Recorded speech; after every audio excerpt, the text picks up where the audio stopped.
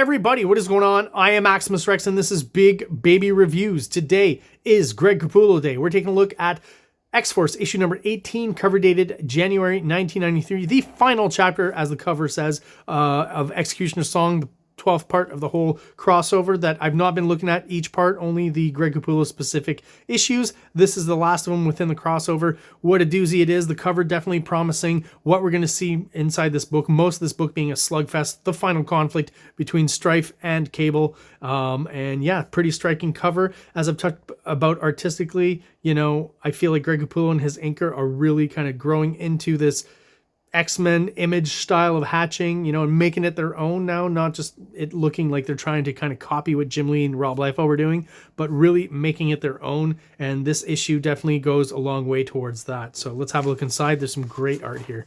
Starting with the first splash page, just what a great depiction of Cable here. His costume, you know, I don't know if I've ever seen this version specifically. It's definitely designed by Greg Capullo, obviously. And there's a bit of a kind of astronaut vibe to what he's wearing underneath and all this padding and stuff. But that I think is really cool, well in line with Cable, and a little less parody than what we've seen him do in past issues before, where he had like the 12 guns strapped to his back and all that.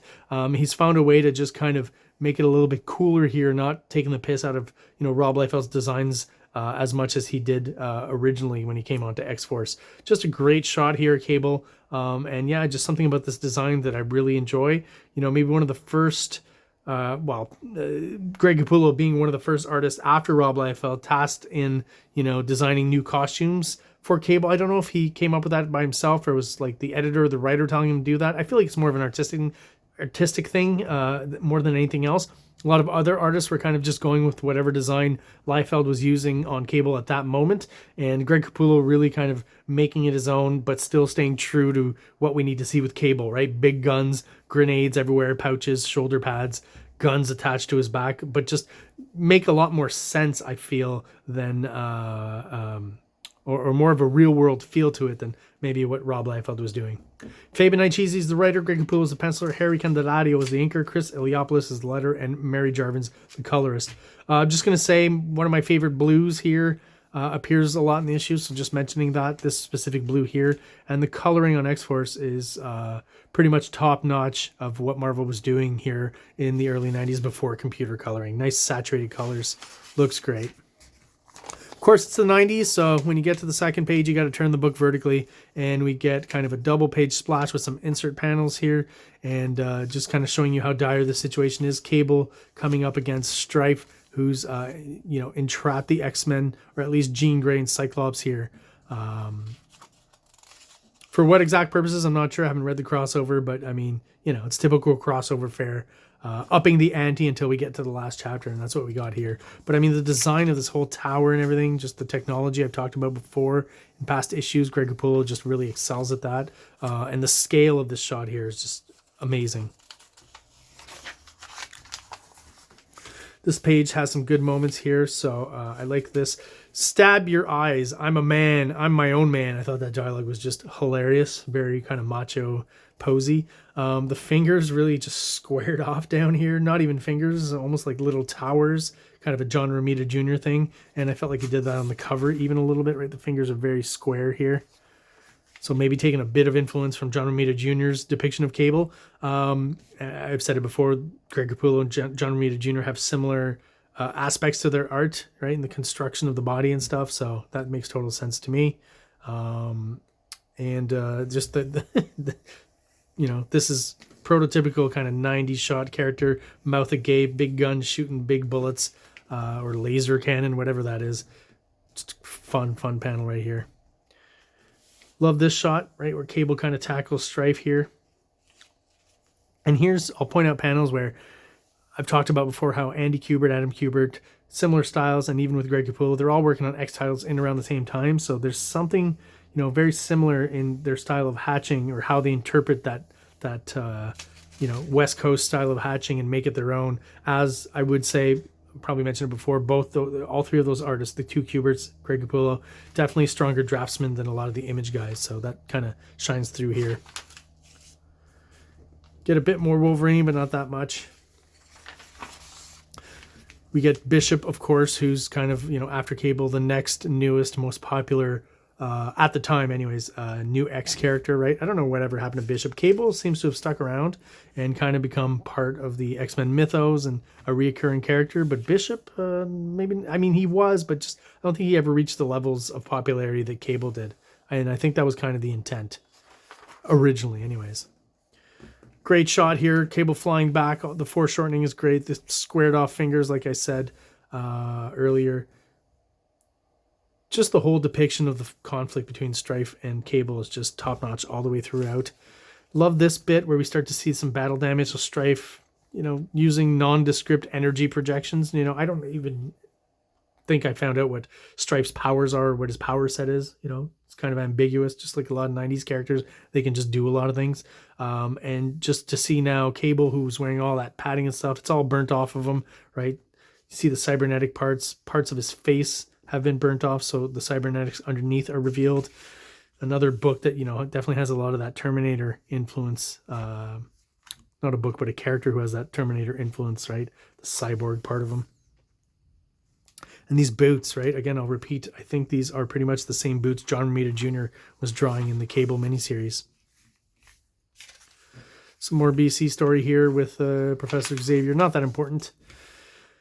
This was kind of an interesting thing in the last part, so, you know, not exactly sure what happened since then, but Apocalypse kind of broken and beaten here, confronted finally by Archangel, right? Archangel kind of being the creation of Apocalypse. He's the one who modified him, tried to turn him into one of the horsemen of the Apocalypse and gave him those metal wings. And fully expecting Archangel to kill him here, but of course Archangel not exactly morally in line with the role that Apocalypse has defined for him. He's his own man, just like Cable, and he walks off and leaves Apocalypse just kind of to die there. Here's another cool shot of Cable getting his ass handed to him by Strife. I just love just the bits of kind of destruction that are starting to appear and damage on his bicep here, and the kind of metal sheaths here kind of lifting up off his chest. The extra little bit of skin flaps that are flying off in the air there. Very nice little subtle detail. Rare use of a bit of Kirby crackle, although in kind of negative space here, which I think is cool, but that's because Havoc is using his powers, right? So that circular kind of motif is what he's using here. I think that works pretty well. And that's just so we're not confused, right? That's Strife and his armor kind of being, you know, hacksawed off with the Havoc's power emanations. And then again, like I was talking about the battle damage on Cable, you get to see on Strife here, you know, some of his hair has been burnt off and his face is all kind of gross and burnt. And I think Capullo is just master and adept at drawing it. Bit of Silvestri here, I feel like. You know, something, a look that we'd maybe see when Silvestri was doing Wolverine. And I mean, Capullo, again, just such a great artist. And how, you know, good is he at, you know, you've got all the different X-Men, you know, the more monstrous characters, et cetera, et cetera. It's always been said that Cyclops and Jean Grey are kind of like the Barbie and Ken of the X-Men, right? So like more idealized, handsome guy, really hot woman, right? I think he does just a great job with them here. Almost looks like Kathy Ireland, right? Who was like a hot swimsuit model in the early 90s. And just, yeah, I love all these kind of burnt up depictions of Strife, and just that extra added detail of the burnt off hair here in the front, I think is really cool.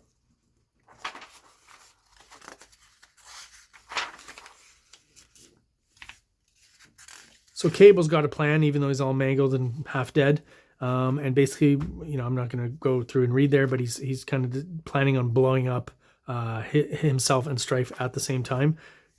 Up close shot of Cable here again. The skin folds kind of flapping on his face here. The exposed metal, very cool. You can tell he's got like a bruised face, right? And starting to his face is starting to blow up from the strikes. And here's where it all plays out again. That thick lip here, like he's been punched in the face a lot, I think is a nice little detail. And this is where it all comes down, like I said, to setting off the detonator. And, you know, basically Cable's just holding on to Strife here so he doesn't get away. And he threw earlier, I missed mentioning that, he threw a cord over here to Cyclops. And Cyclops is meant to engage the self-destruct. So something cool in the layout here and the storytelling where the panels get thinner and thinner to kind of heighten the tension here, where Cable is going to, you know, self-destruct is going to be engaged at the bottom in this last panel here. And all throughout, he's reminding Cyclops, you know, to hit the button and that it's going to be time to do what he asked. And as he's yelling at him here, Summers, hands around Strife's throat, face bloodied and beaten. Cyclops eventually realizes he has no choice but for the greater good to activate it. Boom! We get an explosion, of course. Both Strife and Cable disappear. Now, whether or not that's going to be permanent, I very much doubt it, obviously knowing how comic books work. But that is the end of Executioner's Song here. Get one last cool shot of Barbie and Ken. And that's it. A little bit of a hint of what can be coming along. If you know this guy here in the silhouette, that obvious symbol, Mr. Sinister, you can assume that he's who's going to be in the book next. And again, is this, an afterword for the X-Men books in general, just X-Force? I don't know for sure, but I guess we'll find out next issue if Mr. Sinister is somehow involved. All right, there you go, guys. That is my review of X-Force issue number 18, part 12 of Executioner's Song, the final chapter. If you're still watching and you are subscribed, thank you so much. I really do appreciate all your support. If you're watching but you're not subscribed, please do so below. It only takes a quick second for you. It really helps the channel out, and it helps us grow and get out to other people who are into comic books just like we are. If you're interested in my comic books, Big Baby or STARCRASHER, check out the links in the description below and we'll sort you out. Thank you so much, everyone out there, for watching, and have yourselves an awesome day. Like, subscribe, like, subscribe.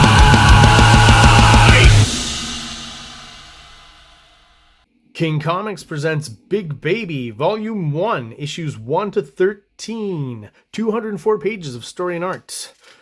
King Comics also presents STARCRASHER one-shot, 32 pages, cosmic sci-fi surrealist adventure.